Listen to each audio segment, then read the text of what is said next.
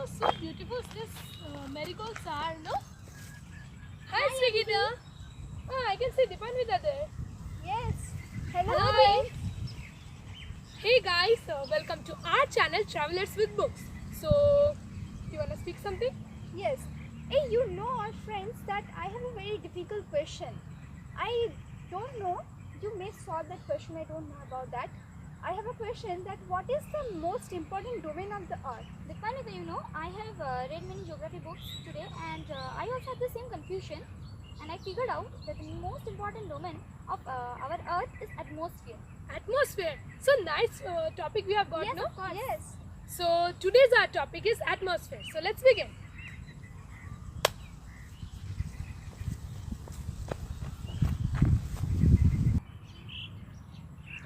Hi everyone, welcome to our channel Travelers with Books, and today our topic is on atmosphere. What is atmosphere? Atmosphere is the most important domain of our earth. Now, all the organisms can live only because of this atmosphere. It is the air which envelops our earth. Now, the lower part of the earth, which is very close to the earth's surface, which is much more denser than the upper part. This is because of the different layers of atmosphere.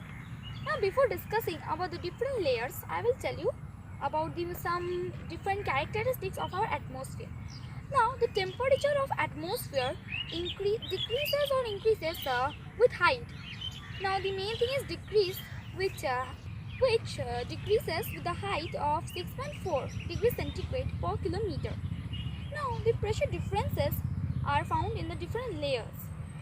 Now, because of this, there is a movement of air. Now, this movement of air, it is horizontal and it is known as wind.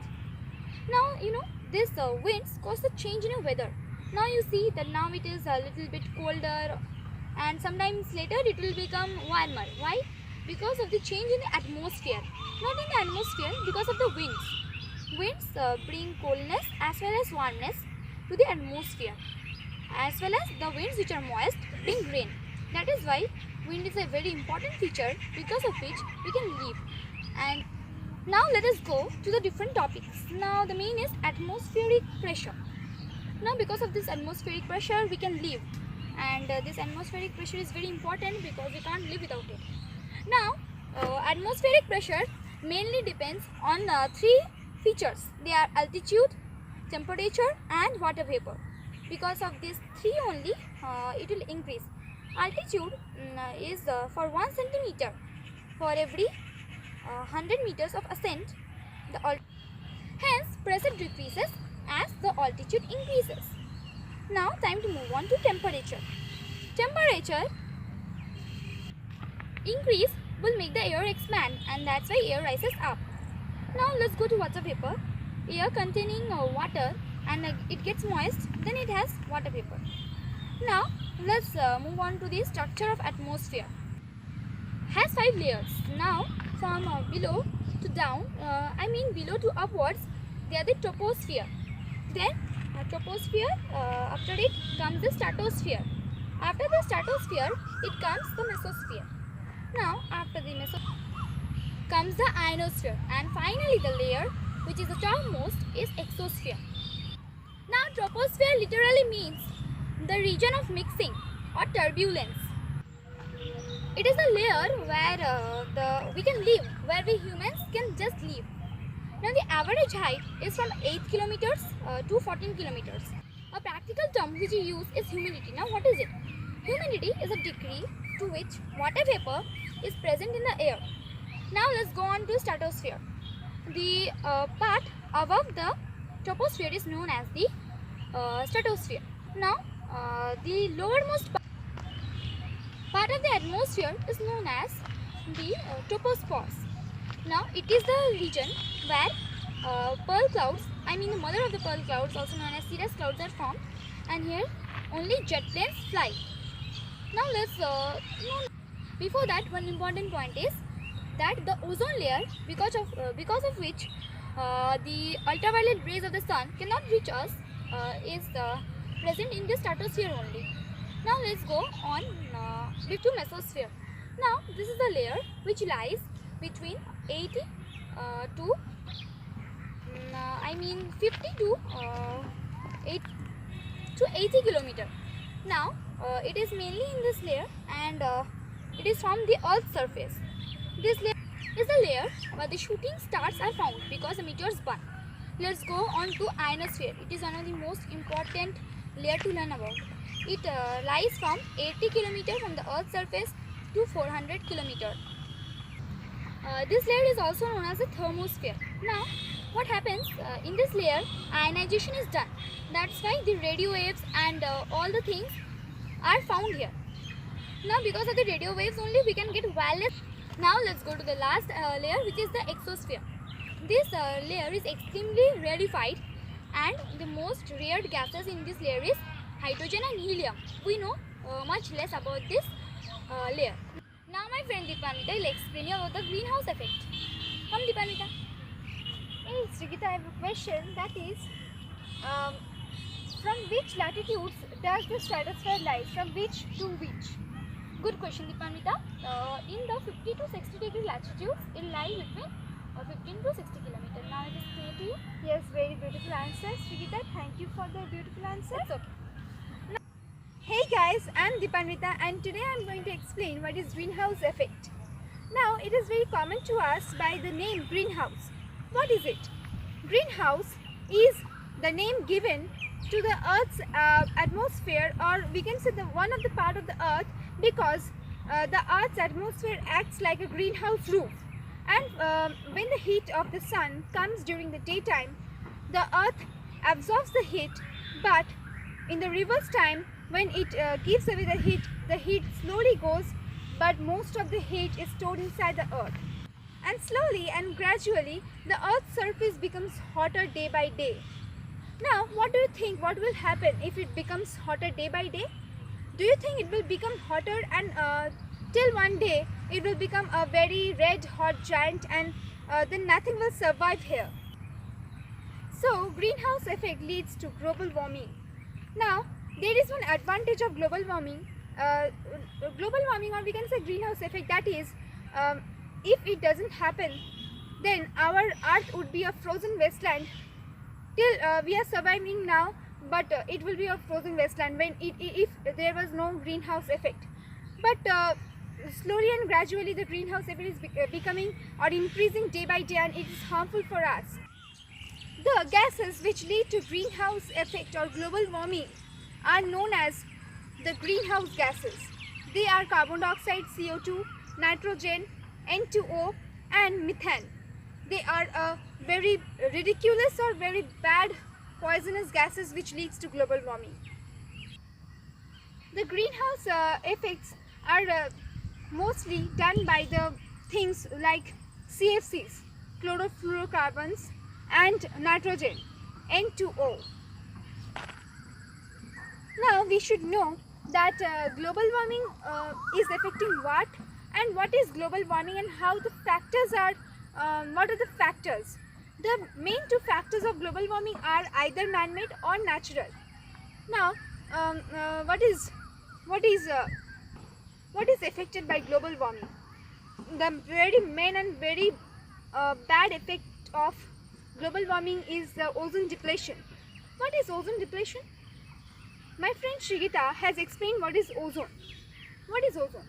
Ozone is the layer which protects us from ultraviolet or UV rays, and it is a layer of about from 20 to 30 kilometer in the atmosphere, in the stratosphere, and ozone depletion is now the ozone layer is getting depleted by the global warming. The cause of global warming is the burning of forest fuels like this woods, the burning of woods, and the very much use of pesticides, chemicals, everything is leading to global warming slowly and gradually. Now let us know what are the effects of ozone depletion. The ozone which protects us from UV rays are slowly getting destroyed, and therefore the UV rays are coming towards the earth, and they are affecting our life.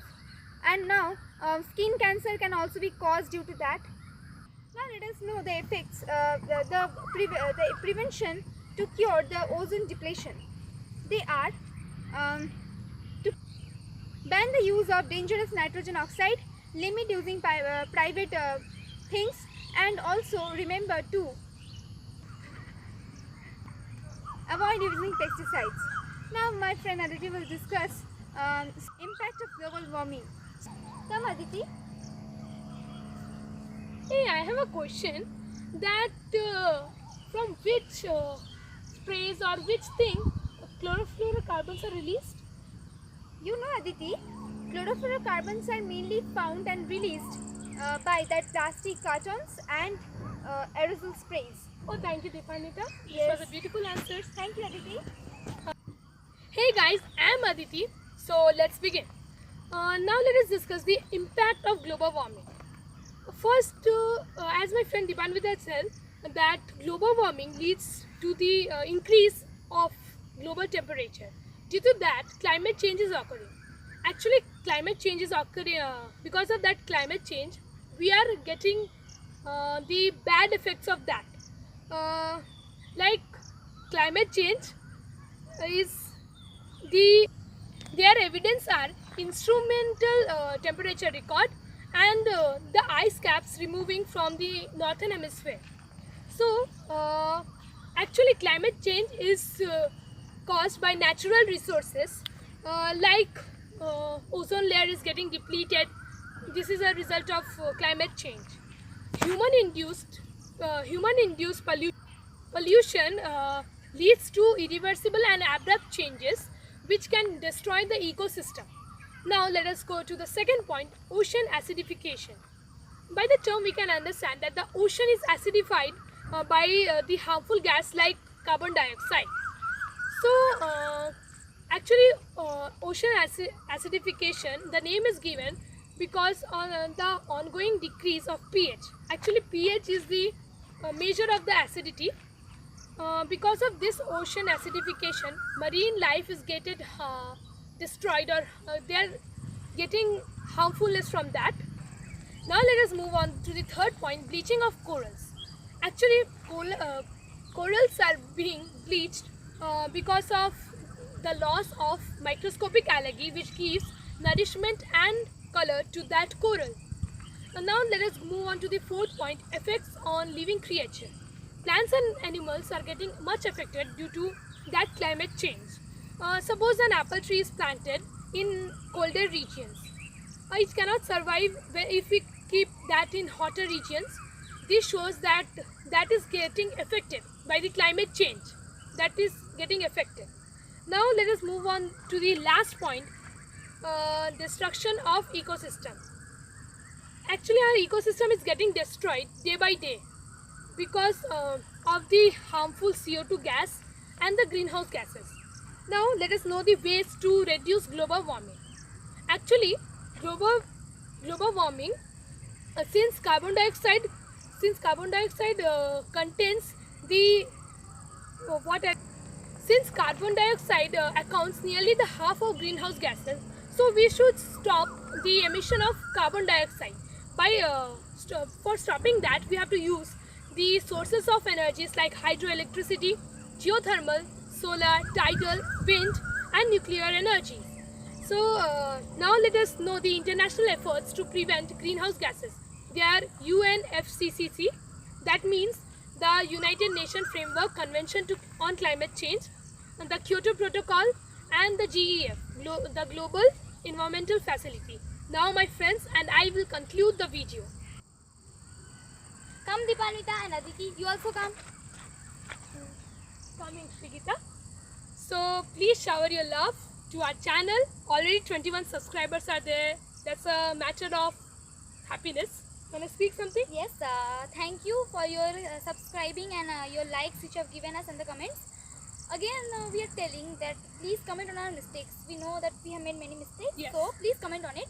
And And Deepanwita, a very good goodbye, and meet you next time, and I'm sure that we will bring a nice topic for you to understand. Yes. Thank you. thank you everyone. Bye. Bye.